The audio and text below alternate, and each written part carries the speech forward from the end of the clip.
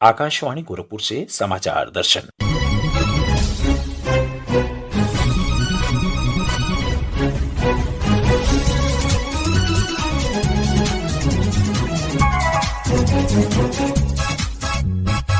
इस अंक में अयोध्या धाम में हो रहे बदलाव।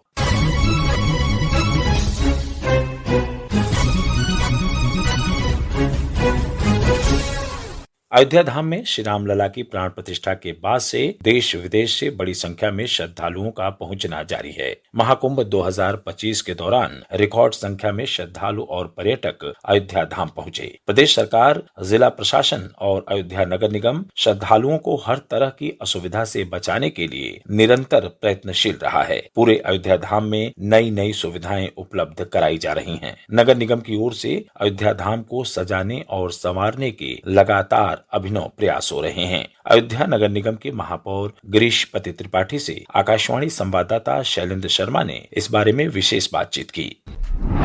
रामलला के दिव्य और भव्य मंदिर में विराजमान होने के साथ ही अयोध्या अब उत्तर प्रदेश में धार्मिक पर्यटन का बड़ा केंद्र बनती जा रही है। पर्यटकों की संख्या में जहां अभूतपूर्व बढ़ोतरी देखी जा रही, वहीं कनेक्टिविटी, सड़क, स्वच्छता, पर्यटन के विषयों पर सरकार के प्रयासों से लगातार अयोध्या आने वालों को मिलने वाली सुविधा में इजाफा किया जा रहा है। अयोध्या को श्रद्धालुओं के लिए और सुगम, सुविधाजनक बनाने के लिए क्या प्रयास किए जा रहे हैं, राम मंदिर के साथ ही राम नगरी को संवारने के विजन पर सरकार कैसे आगे बढ़ रही है, आज इस विषय पर चर्चा करने के लिए हमारे साथ मौजूद है अयोध्या नगर निगम के मेयर गिरीशपति त्रिपाठी जी। आपका आकाशवाणी पर स्वागत है। जी बहुत धन्यवाद। महाकुंभ के दौरान बड़ी संख्या में श्रद्धालु अयोध्या पहुंचे। धार्मिक पर्यटन के लिहाज से अयोध्या अब लोगों को कैसे सबसे ज्यादा आकर्षित कर रही है?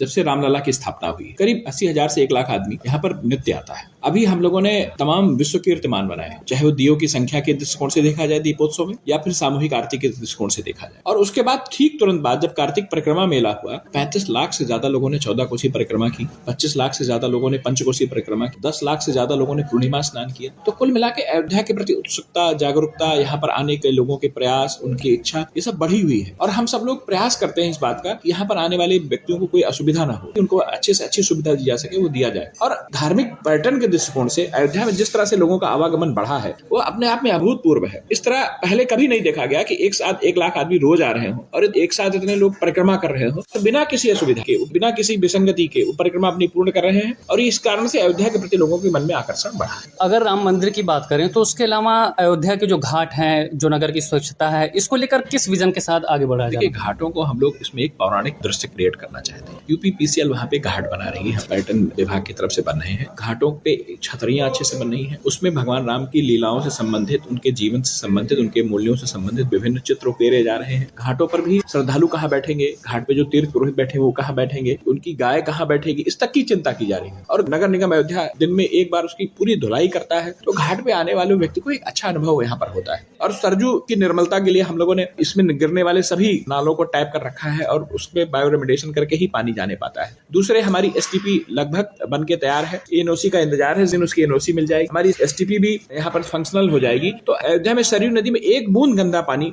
नहीं जाने पाएगा, जिसका हम लोगों को बहुत दिन से इंतजार है। और आज भी हम लोग बायोरेमिडेशन करके ही दूषित जल सरयू में जाने पाता है, जिसके कारण से सरयू जल की स्वच्छता को हम लोग बरकरार। अभी राम मंदिर बना है, लोगों में उत्साह है, बड़ी संख्या में देश विदेश से यहाँ पर श्रद्धालु पहुंच रहे हैं, लेकिन अयोध्या आने वालों के बीच में अयोध्या को लेकर एक बड़ा संदेश जाए, वो बार बार अयोध्या आए, इसके लिए क्या प्रयास किए जा रहे हैं? हम लोग भगवान से जुड़े हुए इवेंट्स क्रिएट करने का प्रयास कर रहे हैं। यहाँ की जो अपनी जीवन शैली है, यहाँ का जो जीवन दर्शन है, वह लोगों के सामने कैसे आवे, भगवान की लीलाओं से जुड़े विभिन्न आख्यानों को लोग कैसे देखें। उत्तर प्रदेश सरकार यहाँ पर करीब 37 मंदिरों का जीर्णोद्धार करा चुकी है और 60 के करीब और मंदिर जीर्णोद्धार होने हैं, जो भगवान के लीलाओं से संबंधित है, उनके विभिन्न चरित्र और कथानकों से संबंधित है। उन मंदिरों के दर्शन करें। आसपास का जो पेराफेरी है उसमें भी, जैसे भरत कुंड है, वहां पर भी सरकार बहुत से कार्य कर रही है और हम लोग दशरथ समाधि की तरफ बहुत से कार्य कर रहे हैं। और 84 कोस परिक्रमा के अंतर्गत जितने पौराणिक स्थल है उसके सारे विकास हो रहे हैं। तो ये लगातार आयोजन भी हो रहे हैं, लगातार आयोजन भी हो रहे हैं। अब दीपोत्सव का आयोजन हुआ, इसके अलावा कुछ न कुछ आयोजन यहाँ पे सांस्कृतिक आयोजन चलते रहे। उसके लिए भी नगर निगम भी और संस्कृति और पर्यटन विभाग भी यहाँ मिलकर बहुत मिले जुले प्रयास कर रहा है कि वहां से जो लोग यहाँ पर आए उनको भी एक अच्छा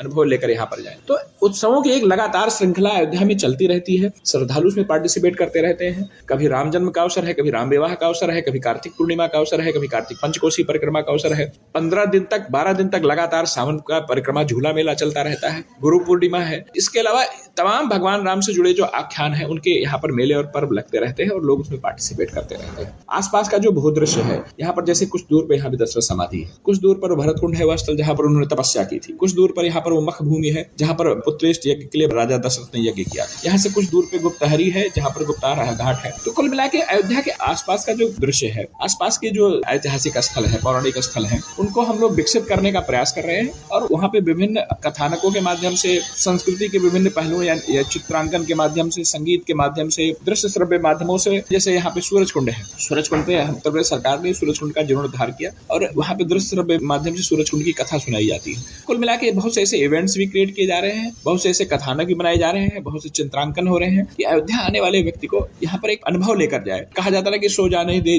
जनाई, जाना ही तुम्हें हो जाए। वो वही जान सकता है जिसको आप जनाना चाहते हैं, लेकिन जो राम को जान जाता है वो राम का हो जाता है। अयोध्या के जिम्मेदार लोग, यहाँ का जिला प्रशासन, यहाँ का नगर निगम प्रशासन, उत्तर प्रदेश सरकार अयोध्या में वह अनुभव विकसित करने का प्रयास कर रही है कि व्यक्ति आए और अपने अनुभव से राम का होकर जाए।